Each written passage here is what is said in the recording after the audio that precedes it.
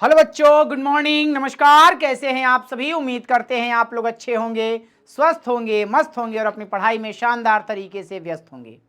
बच्चों, आज मैं आप लोगों के लिए लेकर के आया हूं एक शानदार सा टॉपिक, एक ही बहुत ही खूबसूरत टॉपिक जो आप लोगों के लिए बेहद इंपॉर्टेंट होने वाला है।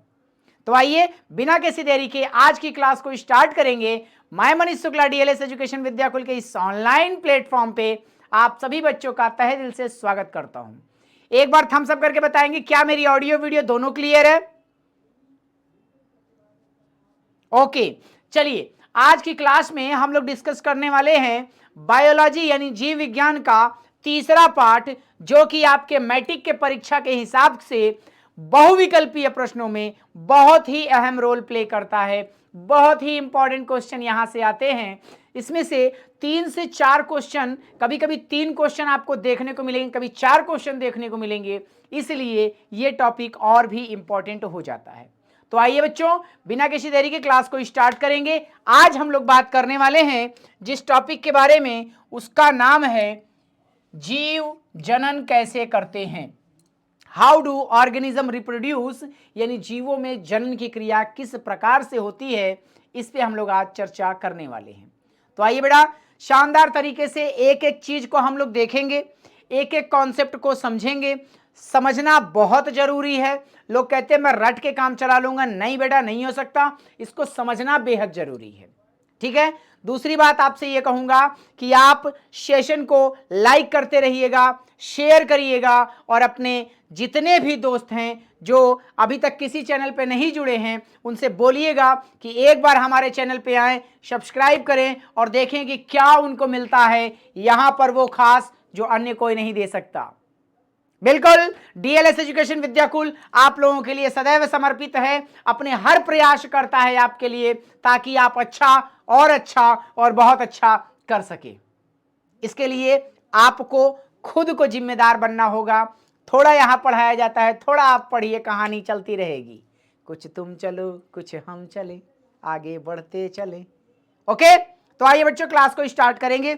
सबसे पहला टॉपिक आपके आता है कि जनन की प्रोसेस ही क्या होती है, जनन क्या है, इसके बारे में सबसे पहले चर्चा होगी। What is reproduction? तो बताया गया रिप्रोडक्शन इज अ प्रोसेस, ये एक प्रक्रिया है। और कैसी प्रक्रिया है? तो यह एक जैविक प्रक्रिया है। मतलब रिप्रोडक्शन सिर्फ और सिर्फ कहां पाया जाता है? सजीवों में पाया जाता है। रिप्रोडक्शन एक ऐसी जैविक प्रक्रिया है जिसके द्वारा कोई जीव अपने जैसी संतान को जन्म दे सकता है। अपनी जैसी संतान को जन्म देने की जो क्षमता होती है उसे ही क्या कहते हैं? जनन कहते हैं। और ये जनन कितने प्रकार से होता है ये भी हम लोग देखेंगे। लेकिन एक अहम क्वेश्चन आपके सामने आता है कि ये जनन की प्रोसेस होती क्यों है?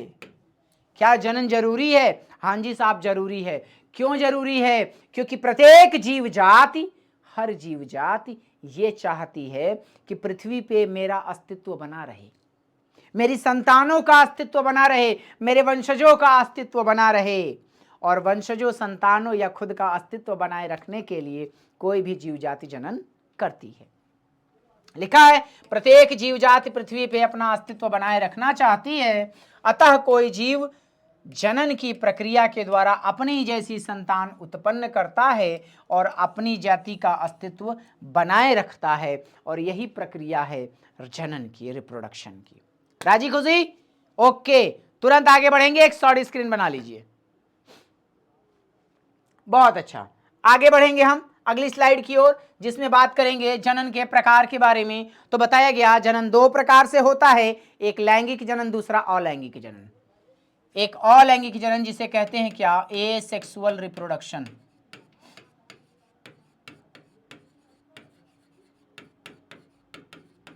और सेक्सुअल रिप्रोडक्शन यानी कि लैंगिक जनन।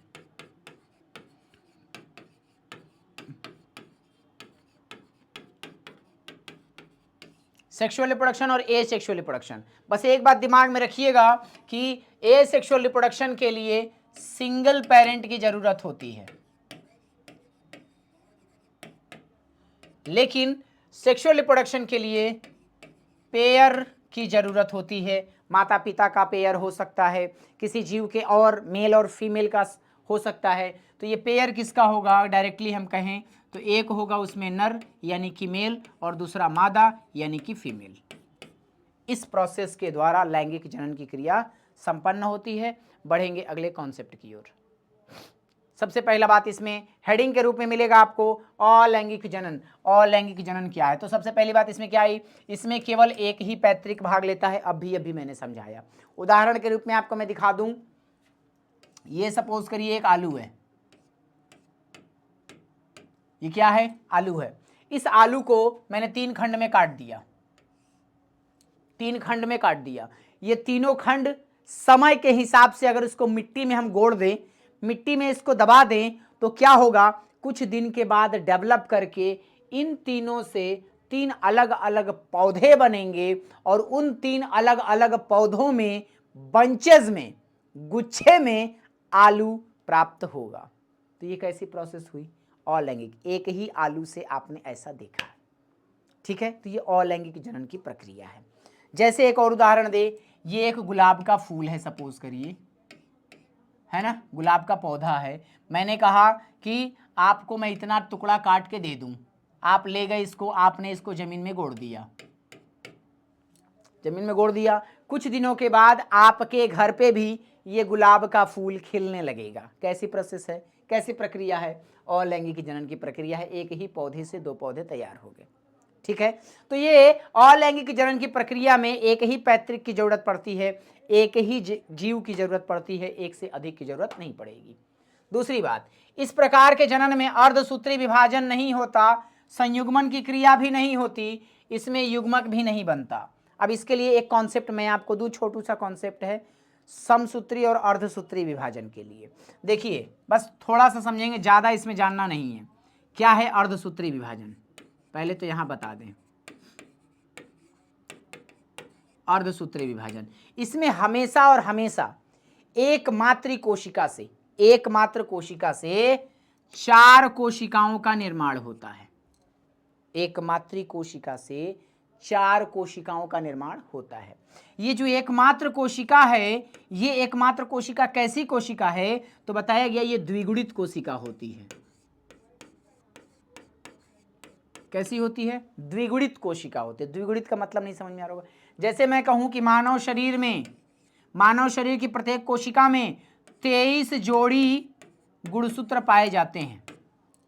कितने, 23 जोड़ी। तो जब जोड़ी की बात करें तो ऐसी कोशिका द्विगुणित कहलाती है ना। अगुणित का मतलब सिर्फ 23 गुणसूत्र हैं, तो ये अगुणित कोशिका होगी।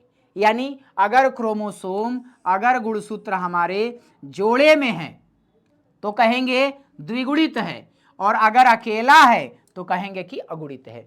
तो एक द्विगुणित कोशिका से 4 अगुणित कोशिकाओं का निर्माण होता है, ठीक है। और ये जो 4 अगुणित कोशिकाएं बनती हैं, यही युग्मक कहलाती हैं। बस क्या कहलाती हैं, युग्मक कहलाती हैं। तो अर्धसूत्री विभाजन इसमें नहीं होता, ठीक है। अगर अर्धसूत्री विभाजन नहीं होगा तो अर्धसूत्री विभाजन कहां होता है, तो जनद कोशिकाओं में होता है। जनद कोशा में। जनद कोशा का मतलब ऐसी कोशिका जो आगे आने वाली कोशिका, जिससे दूसरी पीढ़ी का भविष्य तैयार हो सकता है, उस कोशिका को बनाने वाली कोशा कौन सी है, जनद कोशिका। हमारे शरीर में स्पर्म जिस कोशिका से बनता है वो जनद कोशिका है। फीमेल बॉडी में ओवम जिस कोशिका से बनता है वो जनद कोशिका है। तो जनद कोशिका के अंदर अर्धसूत्री विभाजन होता है, जिससे एक द्विगुणित कोशिका से 4 अगुणित कोशिकाओं का निर्माण होता है, और यही 4 अगुणित कोशिकाएं क्या कहलाती हैं, युग्मक कहलाती हैं।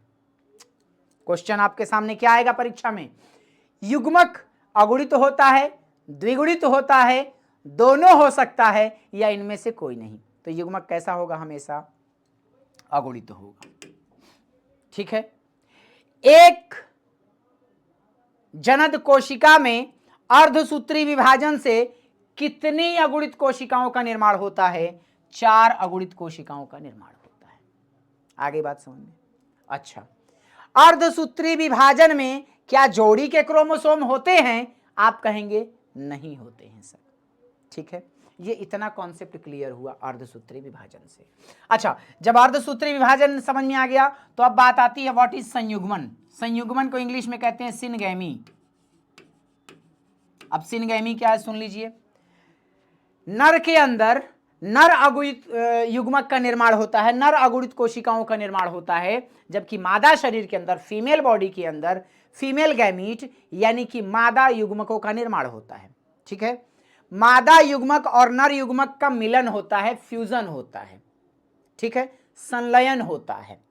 इसी संलयन को, इसी मिलन को संयुग्मन कहा जाता है। स माने साथ साथ, युग्मन मतलब मिलना। तो संयुग्मन यानी सिनगैमी क्या है? तो बताया गया दो डिफरेंट यानी कि अलग अलग प्रकार के युग्मकों, अलग अलग मतलब एक नर युग्मक एक मादा युग्मक, युग्मकों के मिलने की क्रिया संयुग्मन कहलाती है। राजी खुशी? अच्छा, तो जब युग्मक ही नहीं बना तो संयुग्मन होगा? नहीं होगा। अच्छा, जब संयुग्मन नहीं होगा मतलब भी युग्मक भी नहीं बना है, बात खत्म हो गया।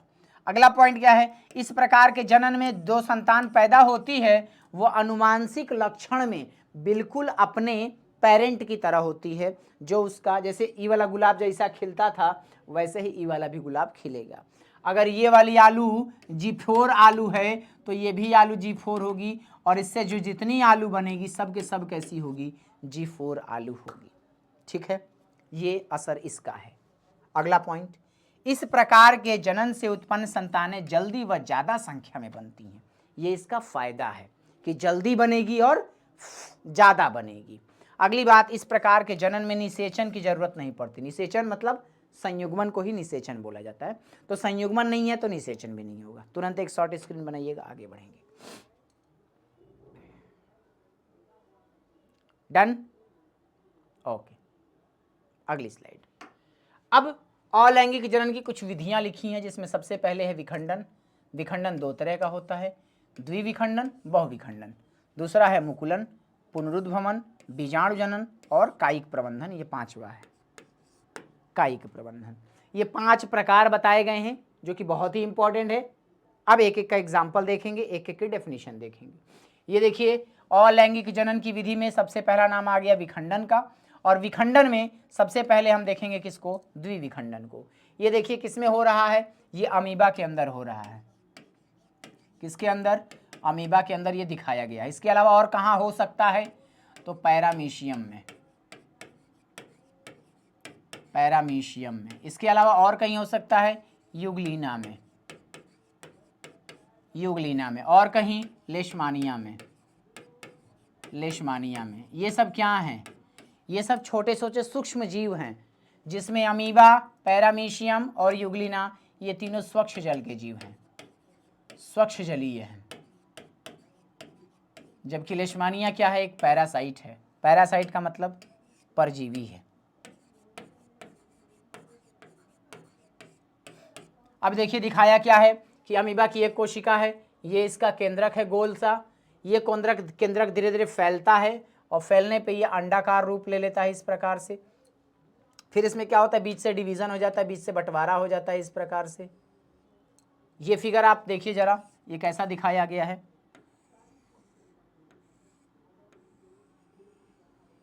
इस प्रकार से धीरे धीरे क्या होगा? ये यहाँ से अलग हो गया, ये यहाँ से अलग हो गया, दो अलग अलग केंद्रक ये बन गए, और बॉडी ये पूरी तरह से फ्यूज हो जाएगी, मिल जाएगी। ठीक है, और ये दो अलग अलग जीव का निर्माण इस प्रकार से हो जाता है। ये चित्र आपके एग्जाम के लिए बहुत ही इंपॉर्टेंट है, इसलिए इसको ध्यान से देखिएगा। ठीक है, ओके, राजी खुशी? एक बार दबा के चैनल को सब्सक्राइब करिए, लाइक करिए और सारे दोस्तों में शेयर करिए। जनन एक शॉट में, एक बार में पूरा का पूरा चैप्टर खत्म कर दूंगा, जो आपके एग्जाम में जितना आना है उतना। पक्की बात? ओके, आइए आगे बढ़ेंगे। दूसरा आता है बहुविखंडन के लिए। पहले थोड़ा सा देख लीजिए द्विविखंडन में कैसे लिखा जाता है। द्विविखंडन, एकल जनक कोशिका पूरी तरह से विकसित होने वाले बिंदु पर पहुंचकर दो हिस्सों में बंट जाती है। जब पूरी तरीके से डेवलप हो चुकी हो तब। इस प्रक्रिया में विभाजन के बाद जनक कोशिका समाप्त हो जाती है। जैसे ये कोशिका थी, दो में बट गई, खुद कहाँ है नहीं पता, ये दोनों अलग अलग बन गई। ठीक, ओके। द्विविखंडन की प्रक्रिया से गुजरने वाले एक कोशिकीय जीवों के एग्जाम्पल हैं अमीबा, पैरामीशियम, लेशमानिया, यूग्लिना आदि। तुरंत शॉर्ट स्क्रीन बनाइएगा, आगे बढ़ेंगे। चलिए नेक्स्ट है बहुविखंडन। बहुविखंडन में क्या है? अलैंगिक प्रजनन। अब सुन लीजिए, इसका पहले काम सुन लीजिए। जैसे ये अमीबा की कोशिका है, ठीक है। इस अमीबा में क्या हुआ कि ये एक स्वच्छ जल का जीव होता है। अमीबा कैसा जीव है? स्वच्छ जल का जीव है, स्वच्छ जलीय जीव, ठीक है। अब स्वच्छ जल में क्या होता है, कभी कभी पानी सूख जाता है, तालाब का, पोखरे का पानी कभी कभी क्या होता है, सूख जाता है। जब तालाब या पोखरे का पानी सूख जाता है तो ये मरता नहीं है, अपनी शरीर को ऐसे सिकोड़ लेता है, प्लाज्मा को अपने सिकोड़ लेता है, और सिकोड़ने के बाद एकदम चुपचाप पड़ा रहता है। उसके अंदर क्या होता रहता है, उसका जो केंद्रक है, ये केंद्रक बार बार बार बार बार बार विभाजन करता है, कई बार डिवाइड करता है, और कई बार विभाजित होने की वजह से ढेर सारे केंद्रकों का निर्माण हो जाता है। इसमें ढेर सारे केंद्रकों का निर्माण हो जाता है, और ये जितने केंद्रक बनते हैं, जब फेवरेबल कंडीशन आती है, जब अनुकूल परिस्थिति आती है, तो ये वॉल जो कि सिस्ट कहलाती है, ये वॉल क्या कहलाती है? सिस्ट। ये सिस्ट फट जाती है और नए जीव के रूप में ये सारे अमीबा निकल के तैयार हो जाते हैं। ये कैसी प्रोसेस है? ये बहुविखंडन की प्रोसेस है।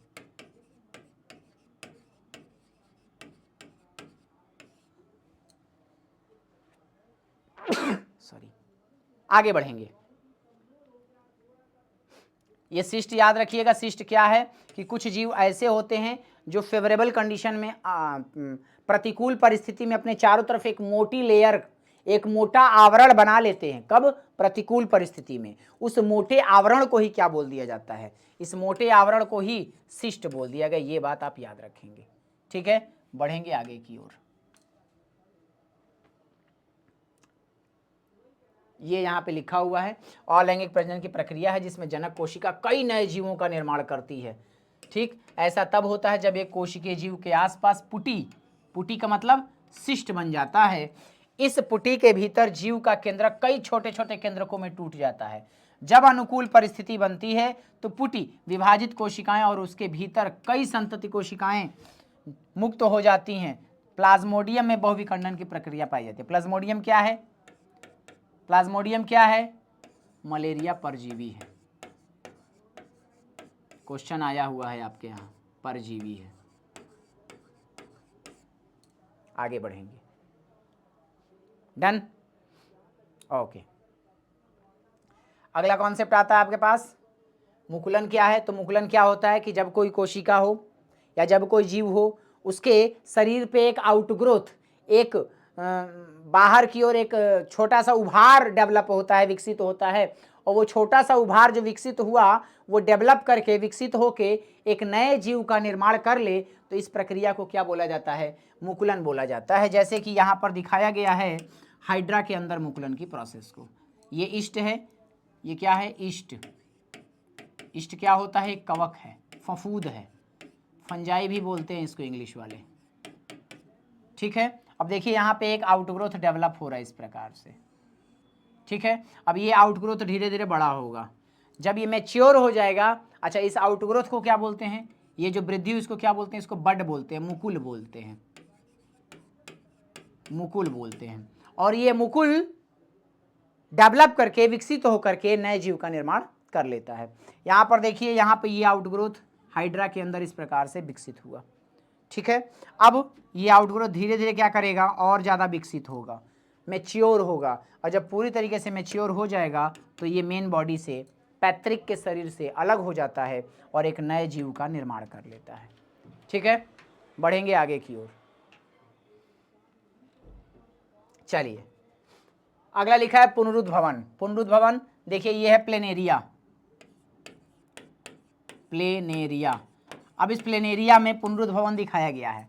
प्लेनेरिया के लिए एक बात और जानते रहिए, इसको क्या कहा जाता है? इसको कहा जाता है चाकू की धार तले अमर।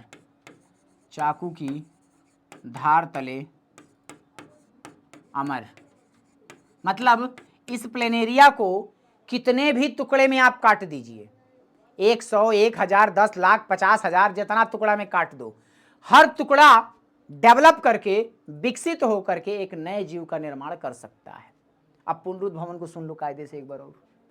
जैसे मान लो ये मेरा बॉडी है, अब इस बॉडी से मान लो यहाँ से एक कोई आउटग्रोथ निकला, वो टूट के अलग हो जाए और वो डेवलप करके नया ऑर्गेनिज्म बना ले, या मेरे शरीर के कई टुकड़े काट दीजिए और हर टुकड़ा वृद्धि करके एक नया मनीष शुक्ला अगर खड़ा कर देता है, तो इस प्रकार की प्रोसेस क्या कहलाएगी?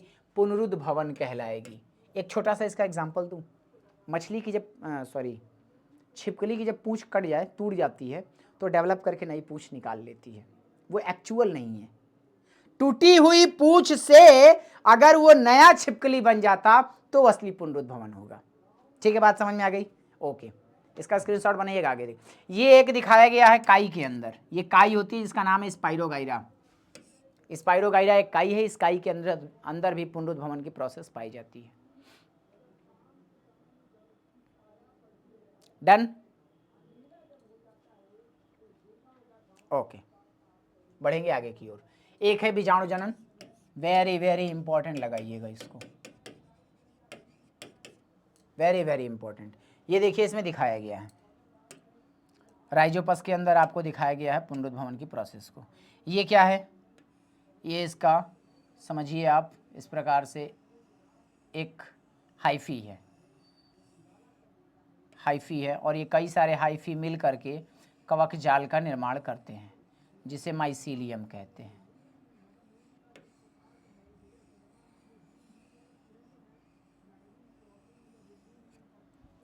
ठीक है, अब ये क्या करेगा? ये बीजाणुधानी इस प्रकार से ग्रो करे, पहले तो ग्रो करता है।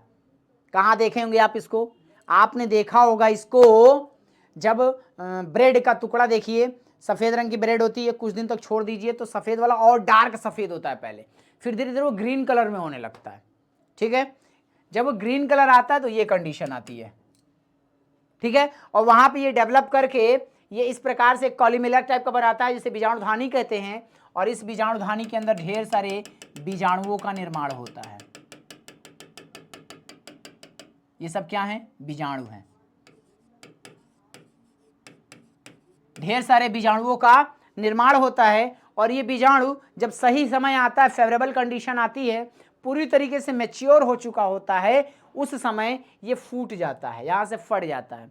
फटने की वजह से यहाँ से ढेर सारे बीजाणु अलग अलग होके हवा में उड़ने लगते हैं, और ये फिर किसी ब्रेड पे जाके अगर गिर गए तो वहाँ पे ग्रो करके फिर से इस प्रकार से माइसीलियम और हाइफी तैयार करेंगे। डन? डन? ओके, बढ़ेंगे आगे। एक स्क्रीनशॉट बना लीजिएगा इसका।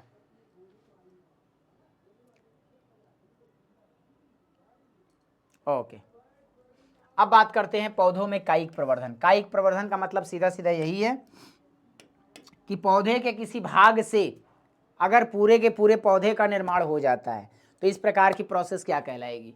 कायिक प्रवर्धन कहलाएगी। जैसे मैंने आपको अभी उसमें दिखाया, किसमें? गुलाब में। दूसरा दिखाया मैंने किसमें? आलू में। उसी को बोलते हैं कायिक प्रवर्धन। कायिक मतलब होता है बॉडी।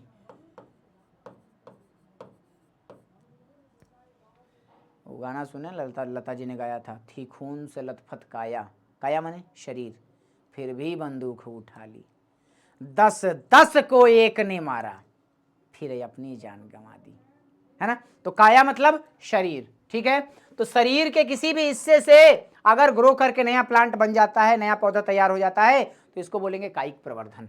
ठीक है, अच्छा, कितने तरह से हो सकता है? तना के द्वारा हो सकता है, जड़ के द्वारा हो सकता है, या फिर पत्ती के द्वारा हो सकता है। पत्ती वाला very very very very EMP। आगे चले, अब देखिए पत्ती वाले के लिए दिखाया गया है। ये आपको दिखा दिया गया किसमें? ये पोटैटो में, आलू में। ये आलू है ना, देख रहे हैं? यहाँ से इस प्रकार से ग्रो कर रहा है ना? ये आलू है। ये आपका क्या भैया? ये ब्रायोफिल्लम है, वेरी वेरी इंपॉर्टेंट।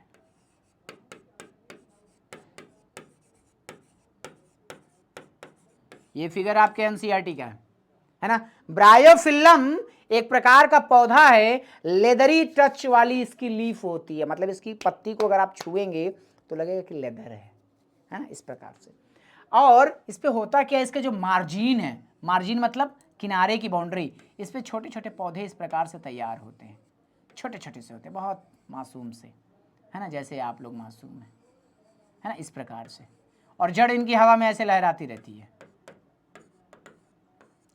कुछ समय के बाद हर पौधे की, हर पत्ती की एक उम्र है। कुछ समय के बाद जब ये पत्ती गिरने वाली होती है तब तक इन पौधों को वो तैयार कर चुकी होती है, और जब ये पत्ती टूट के गिरती है तो ये फिर ग्रो करके नए नए पौधे के रूप में डेवलप हो जाते हैं।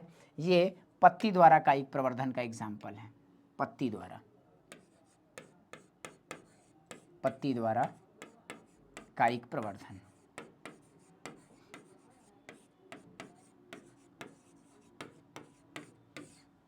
ठीक है, नोट डाउन करेंगे इसके। ये क्या है, तने द्वारा है। ये आलू क्या है, एक तना है, तना द्वारा कायिक प्रवर्धन।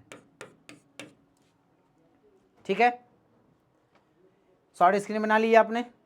ओके, अब बात करते हैं लैंगिक जनन में। लैंगिक जनन में क्या होगा, तो लैंगिक जनन में सबसे बड़ी बात क्या है कि दो अलग अलग इंडिविजुअल, व्यक्तित्व या जंतु या जीव एक साथ रहते हैं, एक साथ रहेंगे।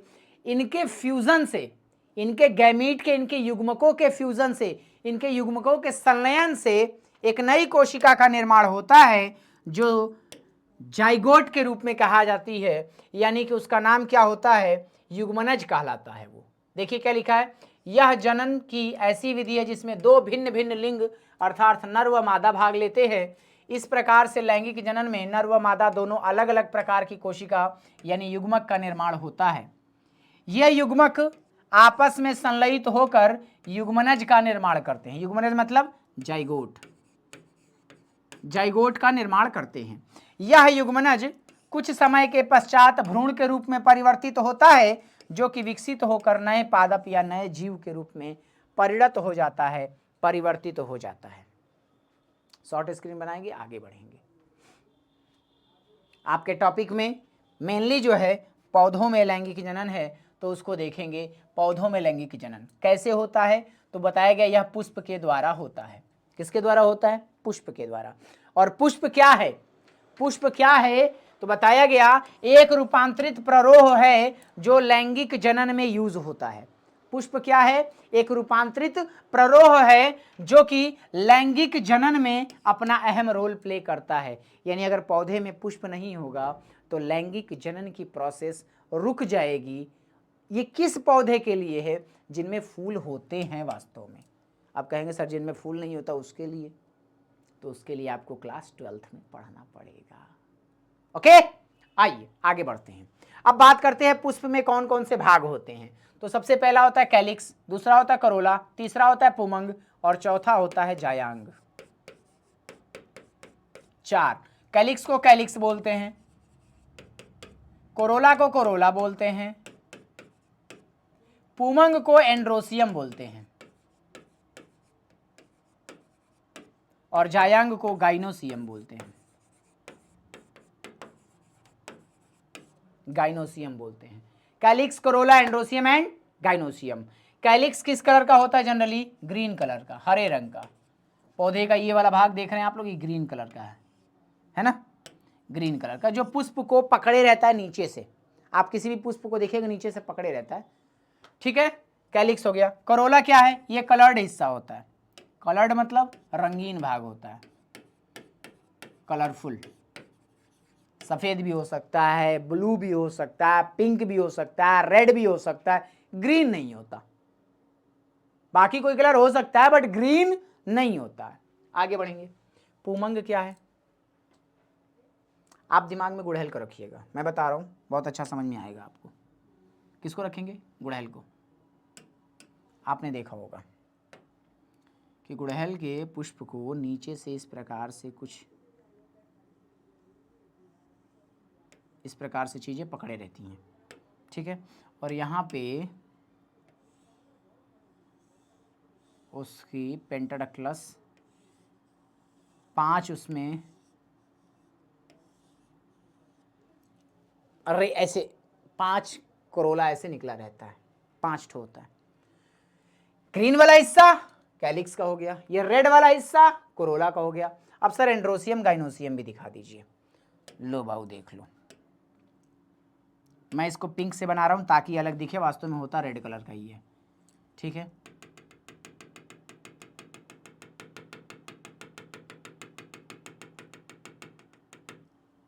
ये हो गया, दिख रहा है सबको, दिख रहा है सबको। अब देखो कैलिक्स कोरोला समझ गए, एंड्रोसियम गाइनोसियम समझ लो। एंड्रोसियम देखो, एंड्रोसियम होता कैसा है, ये जो आपको हिस्सा दिख रहा है बंच में, गुच्छे में, ये इसका एंड्रोसियम है, पुमंग है। और ये वाला जो हिस्सा इस प्रकार से दिखाया है मैंने, ये वाला, ये इसका क्या है, ये इसका जायांग है। अब इस स्ट्रक्चर को देखिए, ये वाला, ये देखिए यहां से निकला है, दिख रहा है, ये क्या है इसका, ये इसका क्या है, ये पुमंग है। जायांग कहाँ पे है, ये देखिए येलो कलर से बना हुआ है, दिख रहा है सबको, इस प्रकार से ये जायांग है, ठीक है। ये क्या होता है, ये जो एंड्रोसियम है ये मेल रिप्रोडक्टिव ऑर्गन है, यानी नर जनन अंग है किसी पुष्प का। यानी अगर आपसे कोई पूछ लिया कि पुष्प का नर जनन अंग किस नाम से जाना जाता है, तो एंड्रोसियम के नाम से जाना जाता है या पुमंग के नाम से जाना जाता है। मादा जननांग किस नाम से जाना जाता है, उसको बोलते हैं जायांग के नाम से जाना जाता है। अब एक चीज और इसमें आपको जाननी है, वो मैं यहाँ पे मेंशन कर देता हूं। कैलिक्स की यूनिट, पहला नंबर ऐसे, पहला, दूसरा, तीसरा, चौथा। कैलिक्स की यूनिट अगर आप इससे पूछेगा तो पहले नंबर पर लिखिएगा पेटल, पेटल बोलते हैं। कोरोला की सेपल बोलते हैं, सेपल।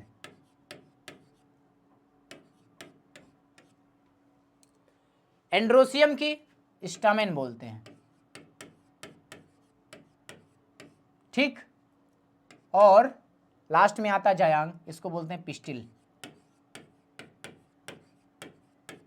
पिस्टिल बोलते हैं, ये याद रखेंगे आप। Sepal, petal, sepal, petal, sorry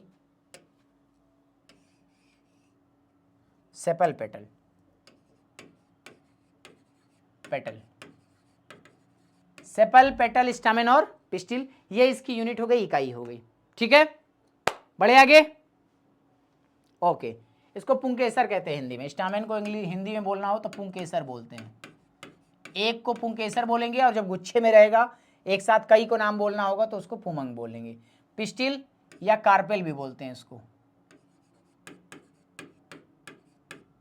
carpel बोलते हैं, ठीक है।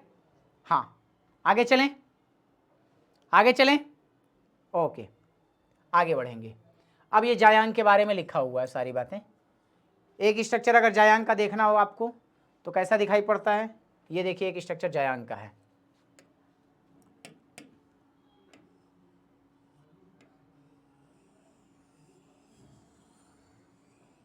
ये एक जायांग का स्ट्रक्चर है, दिख रहा है। इसको क्या बोलते हैं, जो सबसे ऊपर का भाग, इसको बोलते हैं क्या, स्टिग्मा इंग्लिश में बोलते हैं, हिंदी वाले क्या बोलते हैं, वर्तिकाग्र, वर्तिकाग्र बोलते हैं। और ये जो ट्यूब लाइक स्ट्रक्चर है, ट्यूब किस तरह से संरचना है, इसको बोलते हैं वर्तिका। याद हो जाएगा मेरे हिसाब से, बीच वाला वर्तिका है और वर्तिका के ऊपर वाला हिस्सा, वर्तिका के अग्रभाग को वर्तिकाग्र बोलते हैं, ठीक है। ये जो फूला हुआ हिस्सा दिख रहा है आपको, ये फूला वाला हिस्सा, इसको कहते हैं अंडाशय, अंडाशय। और ये पूरा स्ट्रक्चर कहलाता है क्या, बीजांड।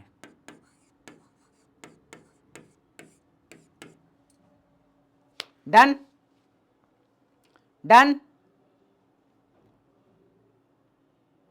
ओके। इसके अंदर क्या बनता है, इसके अंदर क्या बनता है, एग बनता है इसके अंदर, अंड कोशिका इसके अंदर बनती है, अंड कोशिका, ठीक है। आगे चलें, आगे चलें, ओके। एक एंथर का स्ट्रक्चर कैसा होता है, एक एंथर का स्ट्रक्चर कैसा होता है, एक स्टामेन का स्ट्रक्चर कैसा होता है। स्टामेन का मतलब जो पुमंग दिखाया मैंने, पुंकेसर दिखाया, उसकी संरचना देखिए, ये है, ये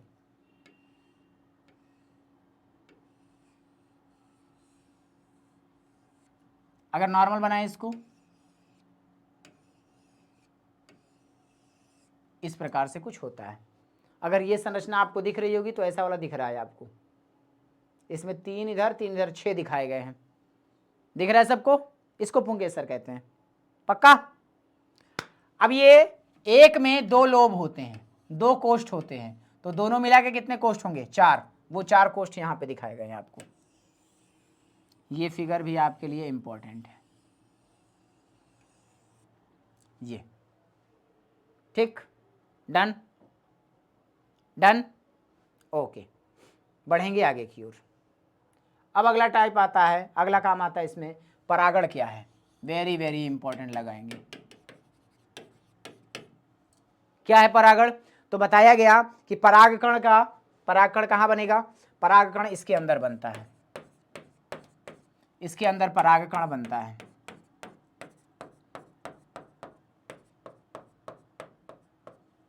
ठीक, 4 जगह, ठीक है। तो परागकण का निकल करके, परागकण का यहां से निकल के यहां तक पहुंचना, यानी परागकण का पुंकेसर से निकल करके वर्तिकाग्र तक पहुंचने की क्रिया क्या कहलाती है? परागण कहलाती है। परागकणों के परागकोश से निकलकर उसी पुष्प या किसी दूसरे पुष्प के वर्तिकाग्र तक पहुंचने की क्रिया क्या कहलाती है? परागण। परागण कितने प्रकार का होता है? 2 प्रकार का होता है। एक को बोलते हैं स्वपरागण, स्वपरागण, और दूसरे को बोलते हैं परपरागण। अब स्वपरागण क्या है? अगर एक ही जाति के, एक ही पुष्प के पोलन ग्रेन का यानी पुंकेसर से परागकण का निकलकर उसी पुष्प के वर्तिकाग्र पे जाना हो, यानी सेम फ्लावर हो, एक ही पुष्प हो और उसका मेल पार्ट से निकल करके फीमेल पार्ट पे पहुंच जाना, इसको स्वपरागण बोलते हैं। परपरागण क्या है? एक पुष्प के परागकण का निकलकर किसी दूसरे पुष्प के वर्तिकाग्र तक पहुंचना, परपरागण। पर माने दूसरे पर परागण की क्रिया, स्व माने अपने पर परागण की क्रिया, याद रहेगा? चलो आगे बढ़ते हैं।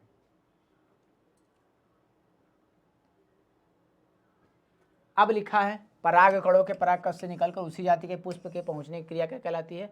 परागण कहलाती है। परागण 2 प्रकार का, स्वपरागण जब एक ही पुष्प के परागकण उसी पुष्प के वर्तिकाग्र पर पहुंचते हैं तो इसे स्वपरागण कहते हैं। यह केवल उभयलिंगी पौधों में होती है। उभयलिंगी मतलब जिसके अंदर दोनों सेक्स ऑर्गन एक साथ प्रेजेंट हो, नर जननांग भी और मादा जननांग भी जब एक ही फूल के अंदर दोनों पाए जाएं तो ऐसे फूल, ऐसे पुष्प, ऐसे पौधे उभयलिंगी पौधे कहलाते हैं। जैसे सूरजमुखी, बालसम आदि, एग्जाम्पल याद रखिएगा। डन, बढ़े आगे, ओके। अब बात आती है परपरागण। जब एक पुष्प के परागकण दूसरे पुष्प के वर्तिकाग्र तक पहुंचते हैं तो इसे परपरागण कहते हैं। अधिकांश पौधों में परपरागण ही होता है। इसके लिए पौधों की किसी बाहरी एजेंट पर निर्भर होना पड़ता है, तभी तो उड़ के परागकण कहीं जाएगा, हैं?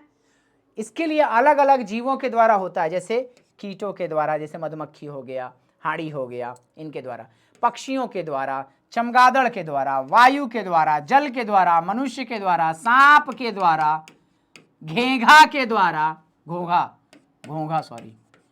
घोंघा के द्वारा, सब अलग अलग जीव होते हैं जो परपरागण में हिस्सा लेते हैं। ठीक है, शॉर्ट स्क्रीन बना लीजिए। और फिर लास्ट में आता है कि परपरागण किसके द्वारा हो रहा है? तो अगर वायु द्वारा मक्का और ज्वार और बाजरा में होता है, ठीक है। जल द्वारा वेलिसिनेरिया में होता है। जीवों द्वारा, अलग अलग जीव हैं, जैसे मधुमक्खी के द्वारा बनफसा, लाक स्पर्म आदि में, शलभ में तंबाकू, धतूरा आदि के द्वारा, तितली के द्वारा डेनिस और लिली में, बर्रई के द्वारा अंजीर में। ठीक, तो ये परपरागण के एग्जाम्पल हो गए। ये एग्जाम्पल आपसे पूछे जा सकते हैं, ये बेहद इंपॉर्टेंट है। ठीक है, ओके। अब लास्ट में आ जाता है निषेचन, और निषेचन का मतलब सीधा सीधा बस एक चीज बचती है, क्या कि परागकण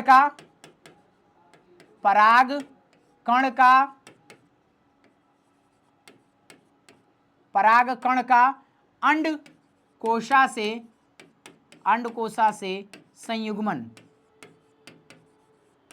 क्या कहलाता है? क्या कहलाता है? निषेचन कहलाता है। ठीक है, इससे ज्यादा आपको कुछ नहीं जानना है, इससे ज्यादा आपको कुछ नहीं जानना है, इससे ज्यादा आपके परीक्षा में आएगा भी नहीं। ठीक है बेटा, ओके, मिलेंगे किसी अगली वीडियो में शानदार तरीके से अगली क्लास में। तब तक के लिए दीजिए इजाजत। जय हिंद, नमस्कार, take care, all of you, love you all, bye bye.